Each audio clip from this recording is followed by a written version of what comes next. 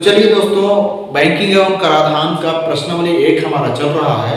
हमारा पिछले वीडियो में सावधि जमा खाते के बारे में बताया था और उसके प्रश्नों को हल किए थे। उसी के साथ ही साथ ये है हमारा आवर्ती जमा खाता से संबंधित प्रश्न। दोनों ही प्रश्न इंपॉर्टेंट हैं, या तो उसको पूछेगा या तो ये पूछेगा आवर्ती जमा खाता को। ठीक है, तो यहाँ पर आवर्ती जमा खाता क्या होता है उसको तो मैं आपको बता ही दिया था पिछले वीडियो में। तो यहाँ पर आवर्ती जमा खाता क्या होता है, प्रत्येक माह आप एक निश्चित धनराशि जमा करते हैं और एक निश्चित समयावधि के पश्चात उस पर ब्याज बैंक जो है देता है। तो वह इस तरह का जो सिस्टम है एक प्रकार से वह क्या कहलाती है, आवर्ती जमा खाता कहलाती है। तो चलिए दोस्तों देखते हैं इस तरह के प्रश्न को किस तरह से बनाएं।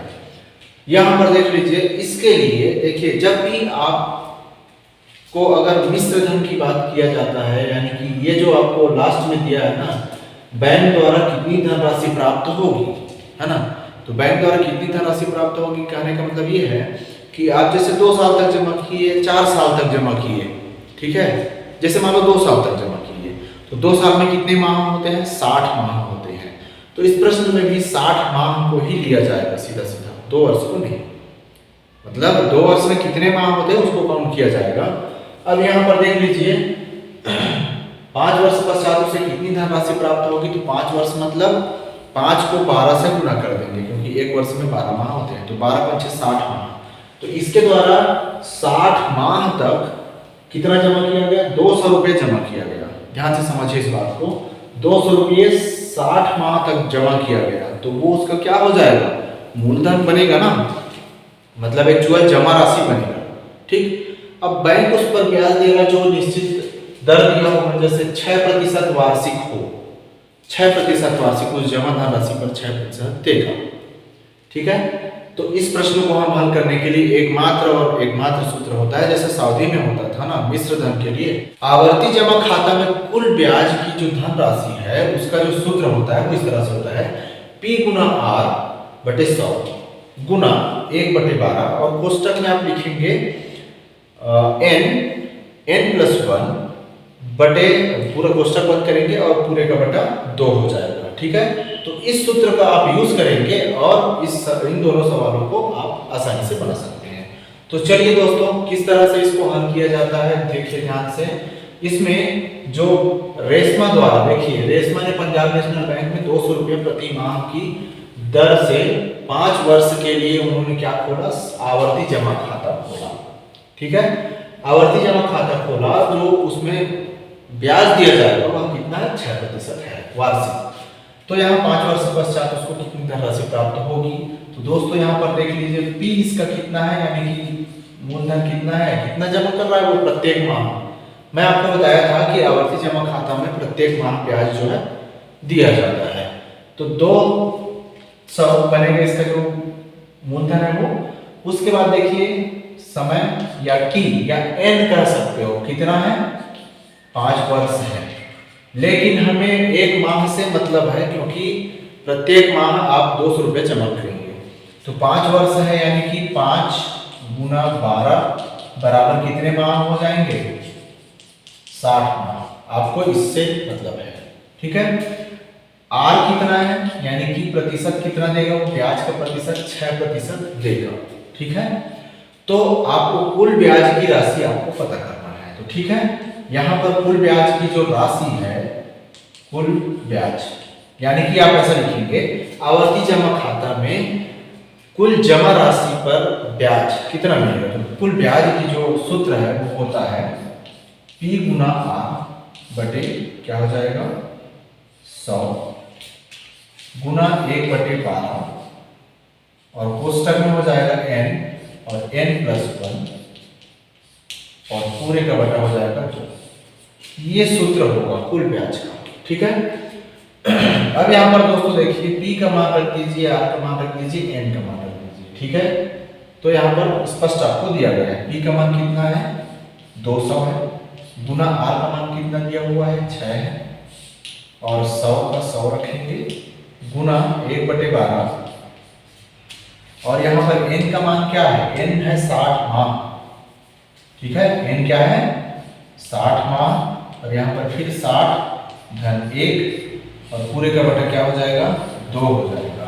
अब दोस्तों यहाँ पर देख लीजिए क्या हो जाएगा, 0000 कैंसिल होगा, ठीक। अब यहाँ पर बचा क्या, 2 और 6 का गुना कितना हो जाएगा 12, और ये 12 और ये 12 दोनों कट जाएगा। मैं एक स्टेप कम करके बता रहा हूँ।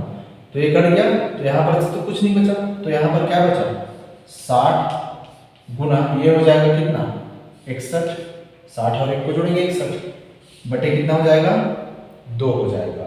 तो यहाँ पर देख लीजिए, अब ये इसमें से भी कर सकता है, ये 2 जो है 60 को काट सकता है, तो 2 एकम 2 यानी कि भाग जा सकता है, 2 एकम 2, 2 दिया 6, 30 गुना 61 और बचा है, कितना बचा 30 गुना 61। तो 30 गुना जब 61 बचा, आंसर कितना हो जाएगा 0, और ये 3 एकम 3, ठीक है, और 6 का 0 से गुना 0, 6 दिया 18, ठीक है, ये हो जाएगा 0 3 8 1, ठीक है, 1830 रुपए। ये 1830 रुपए क्या है, कुल ब्याज है, यानी कि 5 वर्ष पश्चात उसको कितना मिलेगा 1830 रुपए मिलेगा। लेकिन यहाँ पर उसको परिपक्वता पर कितनी धनराशि मिलेगा कहा जा रहा है, ये तो केवल सिर्फ ब्याज है ना, तो यहाँ पर आप क्या लगाओगे, देखिए ध्यान से देखिएगा ना। अब कुल धनराशि कितना मिलेगा, तो कैसे होगा देख लीजिए, यानी कुल धनराशि कहने का मतलब ये है कि उसको मिश्र धन कितना मिलेगा, ठीक है। मिश्र धन का मतलब क्या होता है कि मूलधन, ठीक है, धन ब्याज, ये तो होता है ना, मिश्र धन का मतलब यही होता है, मूलधन भी रहेगा उसमें और ब्याज भी रहेगा। तो यहाँ पर देख लीजिए मूलधन कितना होगा, 200 रुपये आप प्रति माह जमा कर रहे हैं, यानी कि 60 माह तक आप 200 रुपये जमा किए, तो आपको मूलधन बनेगा आपका, तो 60 गुना कितना हो जाएगा 200, क्योंकि 200 रुपये 60 माह तक आपने जमा किया है भाई, वही आपका मूलधन है, प्लस ब्याज कितना जो रहा है 1830 रुपये। तो ये 1830 रुपये कई गाइड में या पुस्तक में या अलग अलग दिया हुआ है, ये ऐसा आप करेंगे तो आप कंफ्यूज नहीं होंगे। तो ये हो जाएगा कितना 6 दूनी 12, ये 1000 हो जाएगा, ये 12,000 होगा, प्लस 1830 रुपये, ठीक।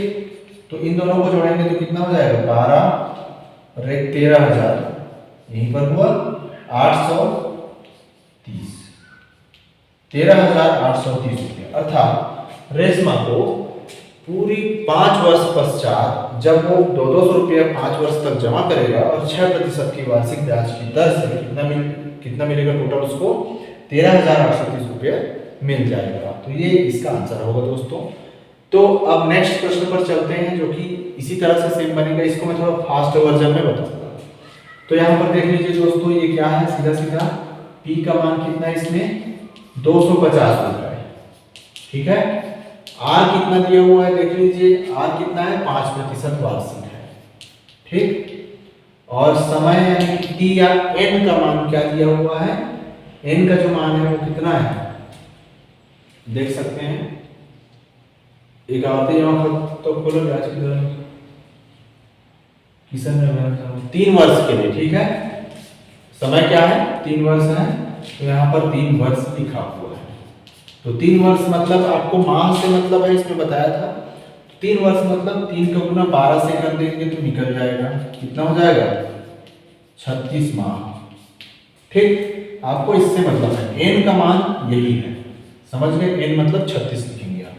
तो कुल ब्याज का जो सूत्र है वो आप लगाएंगे। तो कुल ब्याज का जो सूत्र है आपको बताया था क्या होता है, P गुना R बटे 100 गुना n बटे 12, और कोष्टक में आप लिखेंगे n प्लस 1 अपॉन 2, ये है कुल ब्याज का सूत्र। तो यहाँ पर मान को रख दीजिए, ये कितना हो जाएगा, P का मान कितना है 250 है, और R का मान कितना है 5, और नीचे में 100 है तो 100 ये वाला, गुना 1/12 है तो 1/12, और n का मान आपको क्या बताया था 36, तो 36 रखेंगे, और यहाँ पर क्या रखोगे 36 धन 1 बटे कितना हो जाएगा 2 हो जाएगा। अब यहाँ से जो कटता है उसको कटा दीजिए, 1 0 1 0 कटा, 5 एकम 5, 5 दूनी 10, 2 आप यहाँ पर आया, तो अब लास्ट में क्या बचा 25/2 गुना 1/12, ये हुआ, और इसके कोष्टक में बचा है 36 गुना 37/2, इतना बचा है। यहाँ पर आप इसको भी काट सकते हो, कैसे? 2 एकम 2, 2 18 में 36, ठीक। तो आपका आंसर कितना, अब यानी कि 18 को 37 से गुना करोगे तो यहाँ पर तो ये हो जाएगा 2775/4, इस तरह से आएगा। और इसके आने के बाद 693 रुपए कुछ आएगा, ठीक है। 693.75 पैसा आएगा। ये क्या है? आपका ब्याज है। और ब्याज जब ये है तो आप सेम इसी के भांति आप क्या कर दोगे और हल करेंगे, तो यहाँ पर कुल धन राशि कितना हो जाएगा? कुल धन राशि कितना होगा बताइए? कुल धन राशि कितना हो जाएगा? यहाँ पर मूलधन धन और ब्याज, मूलधन धन ब्याज। तो मूलधन का मान क्या होता है? आप कितने माह तक जमा किए? 36 माह तक आपने जमा किया, ठीक है। कितने रुपए? 250 रुपए, तो 250। और ब्याज कितना जुड़ा हुआ है? 693 रुपये, 693 रुपये 75 पैसे, ठीक है। 36 और 250 को आप गुना करेंगे तो कितना आएगा? 9000, ठीक है। प्लस इसको आप लिखेंगे 693 रुपया 75 पैसा, तो आप इसको करेंगे 9693 रुपया 75 पैसा, इसका आंसर हो जाएगा, ठीक है। तो इसी तरह से किसान को जब 250 रुपया 3 वर्ष तक जमा करता है आवर्ती जमा खाता में 5% वार्षिक ब्याज की दर से, उसको कितना मिलेगा? 9693 रुपये 75 पैसा उसको मिलेगा। तो दोस्तों उम्मीद करता हूँ कि ये सवाल आपको समझ में आया होगा और किस तरह से बनाए वो आपको क्लियर हो गया होगा। नेक्स्ट वीडियो में हमारा जो ट्रिगोनोमेट्री है उसको आप जरूर देखिएगा, क्योंकि ट्रिगोनोमेट्री का जो वीडियो है वो हमारा बहुत ही वायरल हुआ था, और उस ट्रिगोनोमेट्री में बहुत ही सिंपल तरीके से मैं आपको बताऊंगा कि किस तरह से ट्रिगोनोमेट्री का हल होता है। थैंक यू दोस्तों, जय हिंद।